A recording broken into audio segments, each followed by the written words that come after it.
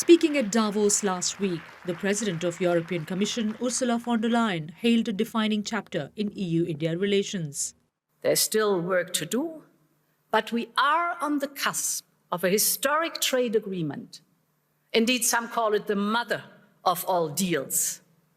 One that would create a market of 2 billion people, accounting for almost a quarter of global GDP.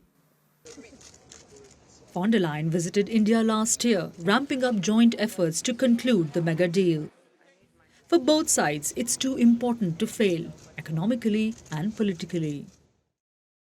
It would give India more access to Europe's vast consumer market, while European firms tap into one of the world's fastest-growing economies. It promises stability and rules-based order in an uncertain global market and helps both to reduce their reliance on the United States and China. The timing is significant. Both sides have been working on this deal for almost 2 decades, but they only started to show real urgency last year. US President Donald Trump could well take the credit for that, as his tariff threats have pushed allies to strengthen their ties with alternate partners. Donald Trump's second presidency has definitely been an accelerator. The transatlantic alliance has come under immense strain. We've also seen US-India relations, in fact, come under a lot of strain after Trump imposed tariffs of 50% on Indian products to punish India for its purchases of Russian oil.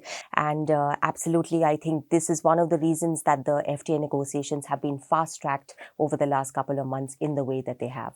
It's not just trade. The summit also marks the beginning of a new strategic partnership between India and the EU, including defense cooperation. Both sides may not be on the same page when it comes to Russia, but they have identified each other as trusted and needed partners in a changed global order. And I think there was a bit of naivety in Europe when it comes to India's own security compulsions. And I think that has changed now.